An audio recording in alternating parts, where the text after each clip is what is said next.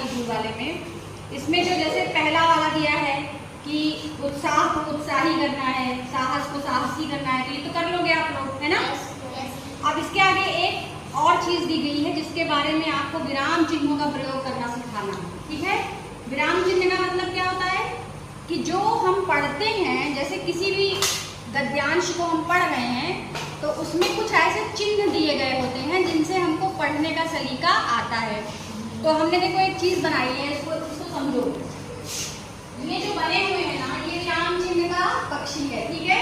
इस पक्षी के जितने पंख हैं सब पे एक चिन्ह का नाम लगा हुआ है, जैसे उपविराम, पूर्ण विराम, अर्ध विराम, प्रश्नवाचक, विस्मयादिबोधक, अल्प विराम, उद्धरण चिन्ह, योजक चिन्ह, विवरण चिन्ह, ठीक है। तो इन चिन्हों से हमको पढ़ने का तरीका या हमको अपना सुर कैसे रखना है पाठन के समय, ठीक है, वो आपको पता होना चाहिए। कैसे हम पढ़ते हैं, जैसे मान लो मैंने ये पढ़ा, टोकरी में क्या है वाला पाठ है ना, अगला पाठ हमारा, उसमें मान लो लिखा है कि गर्मी की छुट्टियों का अंतिम दिन है, अदिति नानी के पास से गांव लौट रही है, उसके पिताजी लेने आए हैं, वो अपने घर जाने के लिए तैयार हो रही है। नानी, अदिति मैंने इस टोकरी में कुछ बांध कर रखा है, इसको भी साथ ले जाना। अदिति, अरे वाह, टोकरी में क्या है नानी जी।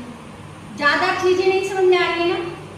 अब हम अगर इसको विराम चिन्ह के हिसाब से पढ़ेंगे तो देखो कैसे सुनाई पड़ेगा, ये सुनने में अच्छा लगेगा तुम लोगों को। कैसे, गर्मी की छुट्टियों का अंतिम दिन है, अदिति नानी के पास से अपने गांव लौट रही है, उसके पिताजी लेने आए हैं, वह अपने घर जाने के लिए तैयार हो रही है।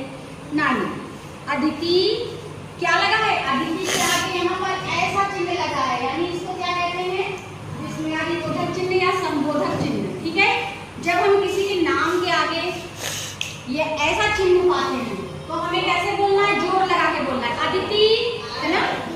अरे सुनो, यहाँ आओ, अगर लगा है इसके आगे ये चिन्ह तो हमें क्या करना है कि हमें उस तरह का शब्द बोलते समय जोर लगाना है, ठीक। तो हमने कहा, अदिति मैंने इस टोकरी में कुछ बांध कर रखा है, इसे भी अपने साथ ले जाना। तुम स्वयं अनुमान लगाकर बताओ कि क्या हो सकता है, क्या हो सकता है कि आगे क्या लगा है, ये यानी क्या बोलते हैं, प्रश्नवाचक चिन्ह। प्रश्नवाचक क्या मतलब, जब भी ये लगा होगा तो हमें बोलते समय प्रश्न पूछने का अभिनय करना है, ठीक है ना। हमें इस तरह से पढ़ना है कि मुझसे कोई प्रश्न पूछ रहे हैं। तो विराम चिन्हों के हिसाब से अगर हम पढ़ते हैं तो हमारा पढ़ने का ढंग बहुत ही अच्छा और बहुत ही प्रभावी